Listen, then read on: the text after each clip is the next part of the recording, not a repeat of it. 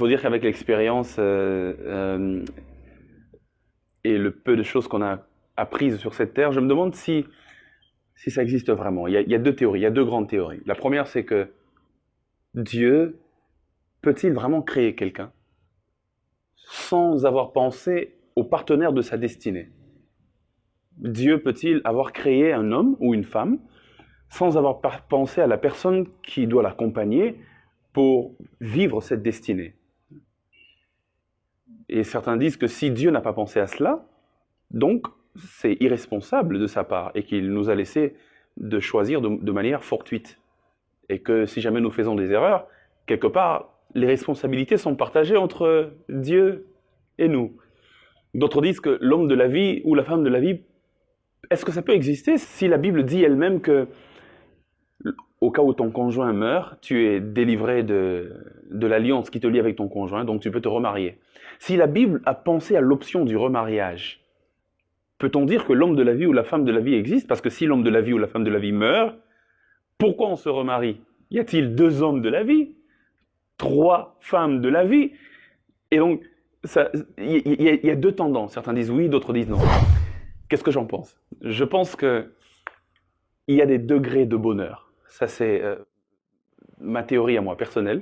Au lieu d'entrer dans le débat si l'homme de la vie existe ou bien si la femme de la vie n'existe pas, moi je pense qu'il y a des degrés de bonheur. Je pense qu'il y a des gens avec qui, si vous êtes ensemble, vous atteindrez un certain degré de bonheur comparé à d'autres personnes. Je pense que vous pouvez épouser qui vous voulez, mais vous ne serez pas heureux de la même façon avec chacune de ces personnes. Je pense donc que pour moi, le plus important, c'est de découvrir la personne avec qui vous êtes le plus heureux. Et c'est certainement cette personne-là que vous pouvez appeler l'homme de ma vie ou la femme de ma vie. Mais si cette personne n'est plus, vous pourrez avoir d'autres options de bonheur avec d'autres personnes encore. Le plus important, c'est de prier et de demander à Dieu de vous révéler ces choses.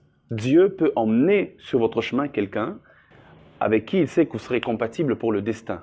Mais est-ce que c'est la seule personne avec qui vous pourrez être compatible pour le destin? Vous allez vous rendre compte que si vous êtes né à Kinshasa, vous avez plus de chances d'épouser quelqu'un de Kinshasa. Même plus de chances d'épouser quelqu'un de votre église ou quelqu'un de votre école.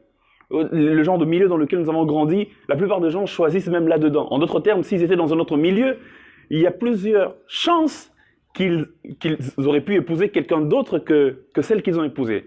Donc si, là où nous sommes, il y a quelqu'un qui peut nous correspondre, donc je pense qu'il y a un type de personne qui nous correspond. Ce qui fait qu'il y a 2 ou 3 personnes, ou 1000 ou 2000 personnes qui peuvent correspondre à ce type de personne. Mais il faudrait que Dieu nous ouvre les yeux, parce que dans ce type de personnes, il y a des degrés de bonheur. Et il y a des gens avec qui vous serez très malheureux, malheureusement, et Dieu vous épargnera de cela. Il y a des gens avec qui vous serez quand même heureux, et Dieu peut emmener ça sur votre chemin, mais il y a des gens avec qui vous atteindrez le top du bonheur. Et je pense que c'est ce que les gens appellent l'homme de ma vie. Pour moi, je pense que c'est plutôt des degrés de bonheur.